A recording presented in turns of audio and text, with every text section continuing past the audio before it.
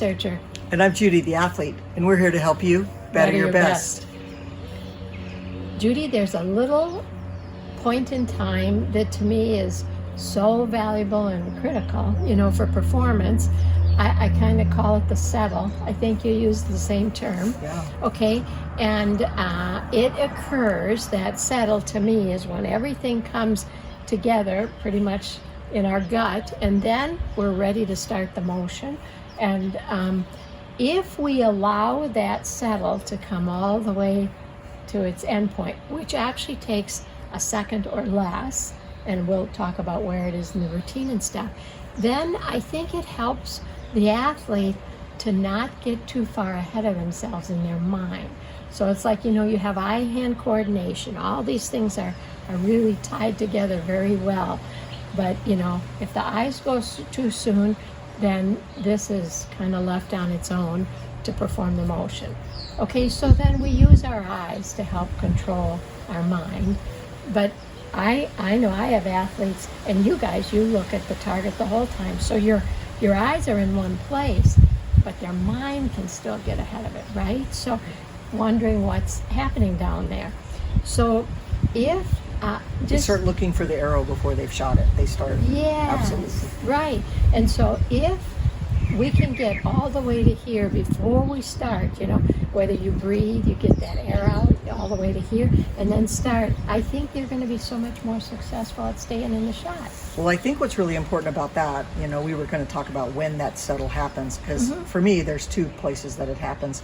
The first one that's really important that you and I were just talking about is at the very beginning. So in archery, like you're in the set position, and that one little piece of getting everything set, to me, if I can't get there, I really can't commit to the shot.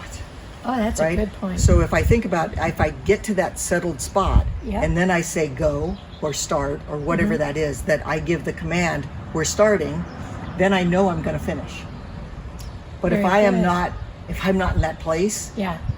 all this other hard to stuff get can, the rest. all this other stuff can creep in and not really make it finish well. And your second point of settle. My second point of settle is when the first motion gets you to anchor.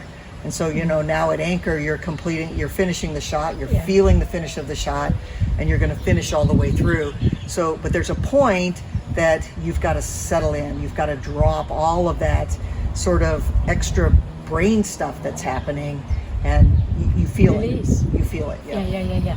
And for us then, we have the same. It's behind the ball usually for the more skilled athletes. Behind the ball, there'll be a point of settle. And the way I know it is I hear it in the headset. For us, it's everything is synchronized. It's all pulled in together, and that's our measure. And so the music is very quiet. Then they walk up, put everything in place. And then once again, we'll hear that quiet for the most part right before they take it back.